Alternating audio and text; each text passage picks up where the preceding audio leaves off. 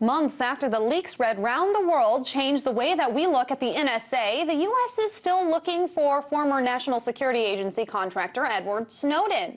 They want to know where he is, how he was able to steal all that data, and what information he still has yet to expose. In the midst of this manhunt, several people have fallen in the crossfire. One of them is Ladar Levison, founder of the encryption site Lavabit.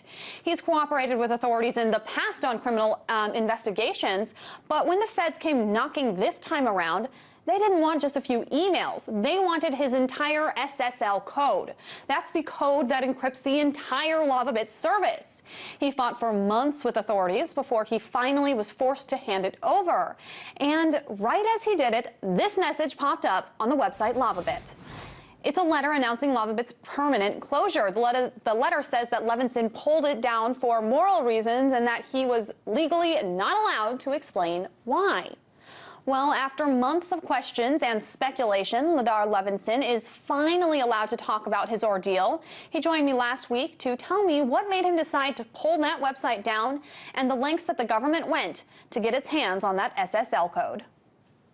I was surprised at the length they were willing to go to conduct their investigation. I honestly believe that the lawyers and the FBI agents involved felt that they were doing the right thing. I just think that, they didn't realize that in the process of conducting their investigation, they were effectively violating the privacy rights of all of my users and had quickly become effectively the greatest domestic enemy to our Constitution in recent memory. That's my own personal political belief. Now, what exactly was the government trying to get, and what in fact did they get? I understand that they were trying to get your SSL encryption key and that you did hand them over a manual copy, but that copy is 2,560 characters long. Did you in fact hand over that electronic copy that they were asking for? Yes, I did it the day I shut down, and it was why I shut down. If they had the capability to listen and effectively intercept it, decrypt and examine all of the traffic coming in and out of my network, and they were completely unwilling to provide the kind of transparency that I requested to ensure that they were only collecting the information they were legally authorized to collect, then I was completely uncomfortable with continuing to operate my service. And that's effectively why I decided to shut down. What they wanted to do is against the law in the United States. The only reason they're allowed to do it is because they gave themselves immunity. And that's what I meant when I said crimes against the American people. If it's wrong, it should be against the law, but that means our government shouldn't be allowed to do it. So, do you have any regrets about shutting Lavabit down? No, I have no regrets about shutting it down. The only reason I hesitated, the only reason I thought about keeping it open was because I understood the impact it would have on my users. I felt it myself, having gone almost 2 months now without any email, without an account. So I know their pain. But I was bothered even more by the thought of a government being able to record everything that I said and did online. I was bothered even more by the prospect of the government being able to capture my password and access all of the administrative tools on my system.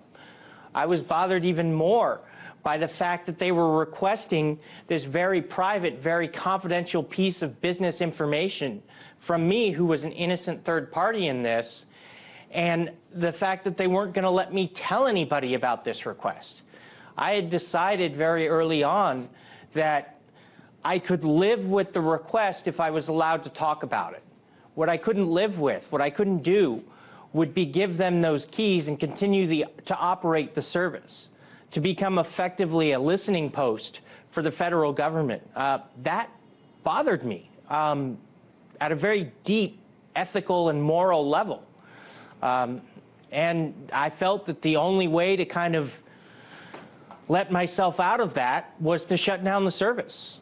And as I understand it, you tried to compromise with authorities. Can you go into detail about the compromises that you offered? Yeah. When I designed the service back in 2004, I decided consciously at that point not to log any information that I didn't think was technically necessary, because I didn't want to have to turn it over if I ever received an NSL. I wanted to remove myself from the equation. Well, here I had a court order which was signed off on by a judge. So that was a different situation than an NSL, which is only signed off on by a supervisor at the FBI. So I had less of a moral issue with turning over the metadata. So what I offered to do was add code that would effectively log just the meta information, just the to and the from of the messages that were sent for the particular user account in question. I felt that that would have been something that would allow me in good conscience to continue operating the service. And the FBI came back, or at least in this case, sorry, the Department of Justice lawyer came back and said, nope, that's not good enough. We want the data in real time. And I said, you mean you want to be able to log in and change the parameters on your device to collect other information without telling me? At least that's how I inferred it. So what I told them is that if they want me to let them use my SSL keys, then they would have to provide some kind of transparency. Allow me to audit the configuration of the device so that I know it's only collecting the information for the one account, and it's only collecting the information that they were legally authorized to collect. And they absolutely refused. They wouldn't hear of it. In fact, they wouldn't tell me anything about the device in question, how big it was, who made it, anything. I kept going back to, well, what do they have to hide? If they want this kind of information, if they want this kind of access, then they have to prove to me that they're not going to abuse the authority. And they wouldn't provide it. And as a result, I felt I had an ethical duty to protect the trust that had been placed in me by all of my users, to fight their request. And I did so with all the resources at my disposal, which weren't that significant. But eventually I lost. And as a result, I felt at that point the only ethical choice was to shut down.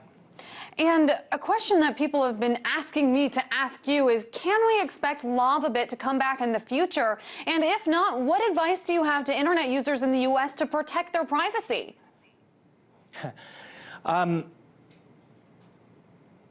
What I'm working on now is raising some venture capital so that I can take the code that used to power Lavabit and release it as an open source project. I've been talking to some people about doing that. I figured if I can't have a Lavabit service, maybe I can have 100 Lavabit-like services out there for people to choose from. In terms of what people should do, look for email service providers that aren't hosted in the U.S.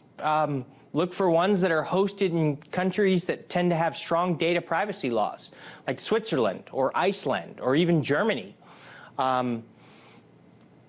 Russia, too. Frankly, most countries in the world these days have better protections for people's privacy than they do in the U.S. The only problem I had was, as an American living in America, if I had moved my servers abroad, I would still be subject to U.S. law. So it wasn't an option for me unless I was ready to become an expatriate. And, you know, I've effectively decided to stay here and fight, because I think freedom's just a little too important to give up on. That was Ladar Levison, owner and operator of Lavabit, LLC.